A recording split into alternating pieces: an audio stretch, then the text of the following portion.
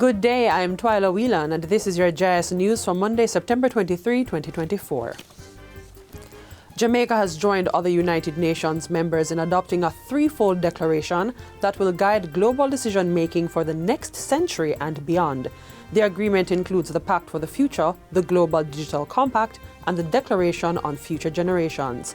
The deal was reached Sunday at the 79th United Nations General Assembly in New York, being held under the theme Unity in Diversity for the advancement of peace, sustainable development, and human dignity for everyone. The threefold declaration reflects diverse perspectives and challenges across the world and covers areas such as sustainable development, climate change, and digital cooperation. Peace and security, human rights, gender, youth, future generations, as well as the transformation of global governance are also part of the declaration. Speaking ahead of Sunday's adoption of the declaration, Prime Minister Dr. Andrew Holness, who is in New York, said the pact would account for the interests of future generations in national and global decision-making.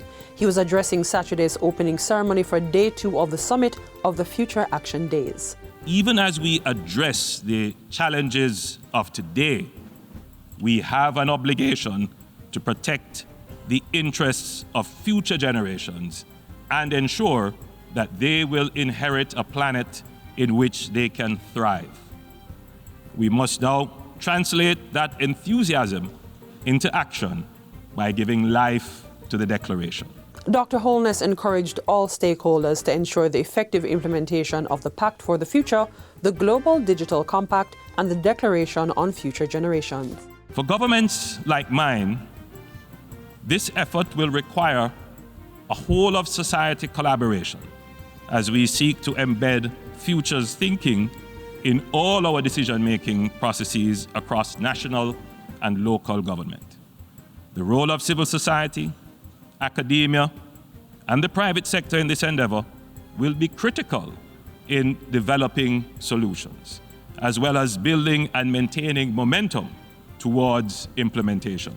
Meanwhile, Dr. Holness is urging greater support for developing countries by international financial institutions. The Prime Minister emphasized the limited capacity of developing states to deal with the multidimensional challenges they experience.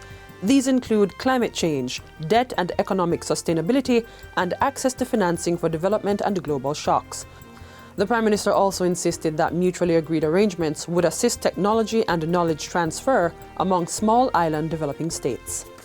The international financial institutions must be reformed to provide the necessary access to financing as the means of implementation.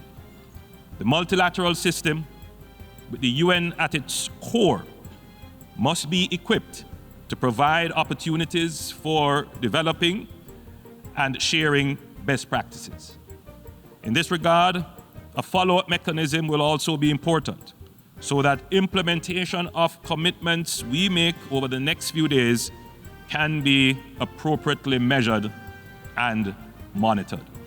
Other developments coming out of the Prime Minister's visit to New York includes bilateral discussions with the Prime Minister of the Republic of Haiti. The conversation focused on returning stability to the island and Jamaica's continued support once normalcy returns. Prime Minister Holness also held bilateral talks with his counterpart from the Kingdom of Lesotho. That meeting affirmed the bonds of friendship between the countries and resolved to strengthening the partnership in areas of mutual importance. The meeting marked 45 years since the establishment of diplomatic relations between Jamaica and the Kingdom of Lesotho. In other news, trade, education, immigration, and cultural exchange topped high-level talks between Jamaica and Canada during a recent meeting in Toronto. Jamaica's Minister of Foreign Affairs, Senator Kamina Johnson-Smith, and Canada's Minister of Foreign Affairs, Melanie Joly, announced a series of forthcoming joint initiatives aimed at fostering cooperation and promoting sustainable practices in trade and investment.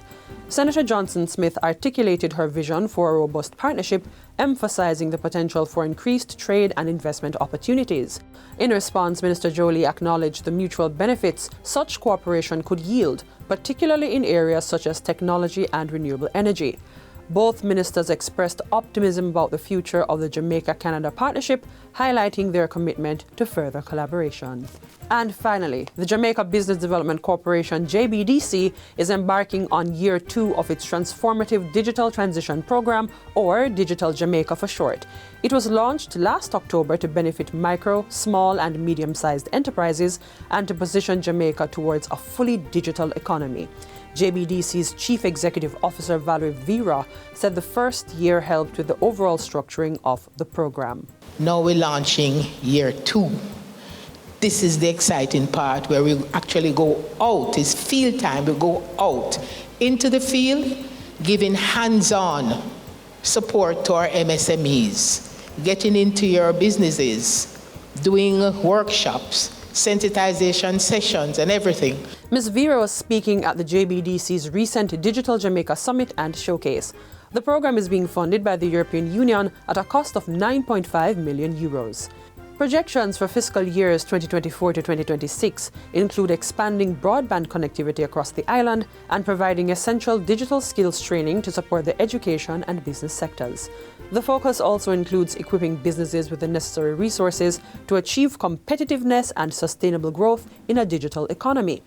Portfolio Minister Senator Aubin Hill is encouraging MSMEs to make use of the opportunity provided by Digital Jamaica. The rapidly evolving global environment, embracing digitization, and digital transformation is necessary. Where you see it fit, make full use of the JBDC's offering. It will help you to harness the power of digital technologies to unlock the potential in your businesses. It can contribute to building a more prosperous and resilient MSME sector in Jamaica. And that's it for JIS News today. I'm Twyla Whelan. Thanks for watching.